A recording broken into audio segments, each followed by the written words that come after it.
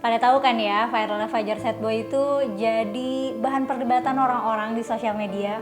Nah, kalau kalian nggak tahu Fajar Sad Boy, jadi ada nih bocah laki-laki asal Gorontalo yang berusia 15 tahun. Nah, dia nih dikenal sebagai Fajar Sad Boy.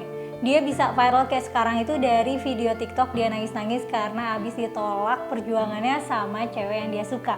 Sampai akhirnya jadi diundang nih ke beberapa channel YouTube populer di Indonesia buat diajak podcast. Contohnya di akun YouTube Denny Cagur.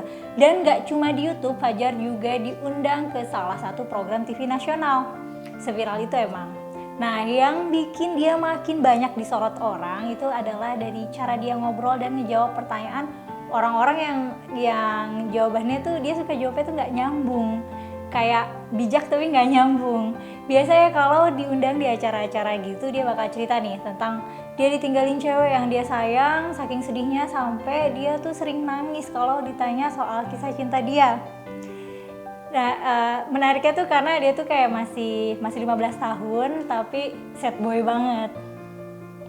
Fajar juga pernah cerita nih di salah satu podcast kalau dia terkenal karena istilah PSBB yang kepanjangannya tuh perempuan selalu bikin bodoh.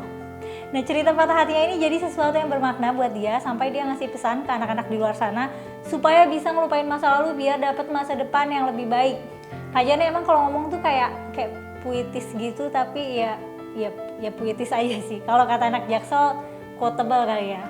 Tapi akhir-akhir ini lagi banyak yang kontra nih dengan ketenaran yang belakangan dimilikin sama Fajar Sad Boy. Karena belum lama ini ada nih anak kelas 2 SD dari NTT, namanya Cesar Archangels Hendrik Meo Tenunai, aku nggak tahu bacanya gimana yang benar, yang biasa dipanggil Nono. Dia tuh berhasil juara 1 Olimpiade Matematika tingkat internasional. Dan berita membanggakan ini orang-orang protes kok bisa nggak se-viral Fajar Sad Boy.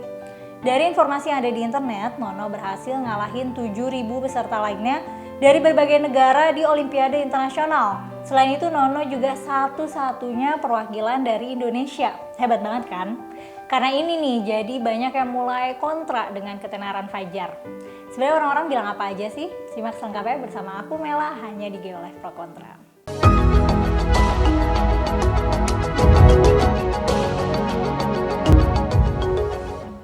Komisi Penyiaran Indonesia sempat menyinggung soal hal-hal viral yang dibawa ke program TV, contohnya kayak Fajar Sad Boy yang diundang ke TV.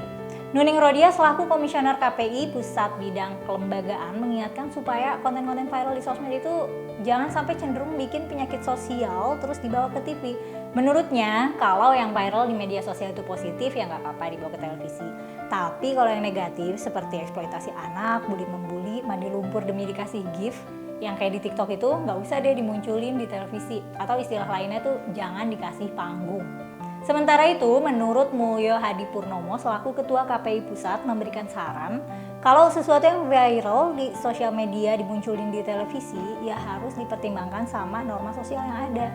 Terus juga dikira-kira bakal bikin keributan nggak ya, dan kalau negatif bakal ditiru nggak ya sama penontonnya.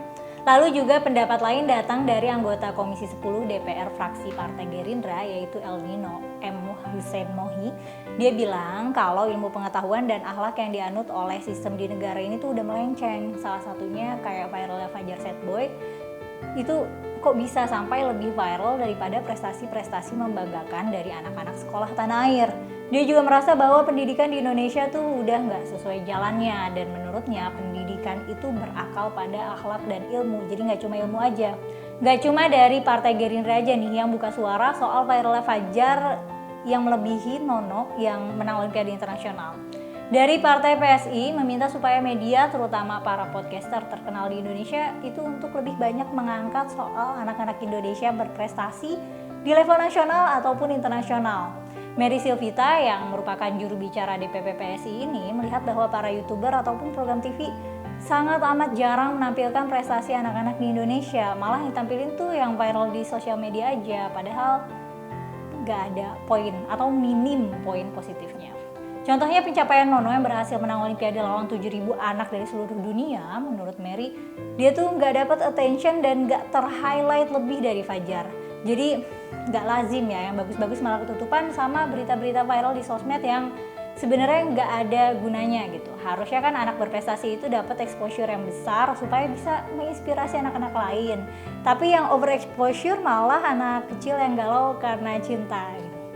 Menghibur sih ya, tapi tetap aja nggak membangun dan memotivasi anak-anak lain in a positive way. Menurutnya cerita cinta monyet aja bisa disuguhkan dengan menarik, harusnya anak-anak negeri yang punya prestasi luar biasa juga bisa. Ia berpesan nih mau televisi ataupun kanal media lainnya bisa mengutamakan konten atau tayangan isinya edukasi dan inspiratif ketimbang konten hiburan kosong. Tapi memang kalau kita mau pragmatis ya, mau itu di televisi, mau di YouTube atau media apapun, pasti yang dicari itu yang berpotensi mendatangkan banyak penonton. Ya strateginya bisa dengan menayangkan yang lagi viral. Nah karena prioritas media realistisnya yang penting rating atau engagementnya tinggi, audiensnya banyak. Mungkin nih di Indonesia kebanyakan orang lebih seneng nontonin hiburan yang polos-polos aja gitu ya, nggak usah berat-berat gitu. Nah, atau nontonin simple persons atau bahasa orang tuh kayak famous stupid people gitu. Don't make stupid people famous gitu. Nah, mereka suka hiburan kayak gitu ketimbang nonton sesuatu yang edukatif. Karena ya emang mungkin dicarinya tuh hiburan bukan edukasi. Dan itu juga yang mendorong para YouTuber, konten kreator dan media-media lain, TV. Jadi lebih mementingkan untuk menayangkan yang viral-viral aja dulu meskipun kebanyakan gak ada faedahnya. Itu tadi pendapat dari beberapa pihak yang kurang setuju nih kalau Fajar Sad Boy itu terlalu viral dan lebih viral dari anak SD yang berprestasi. Kalau menurut kalian gimana nih tentang hal ini? Apakah media punya tanggung jawab untuk membentuk selera penonton ke arah yang lebih mendidik? Atau media ya udah ikutin selera penonton yang udah ketahuan pasti yang nonton bakal banyak aja ya itu dibikin kontennya? Coba tulis pendapat kalian di kolom komentar ya, subscribe juga akun Geolive, dan nyalain lonceng notifikasi biar nggak ketinggalan video terbaru kita. Share dan like video ini jika dirasa bermanfaat. Aku Mela, pamit dulu ya, sampai ketemu di video selanjutnya.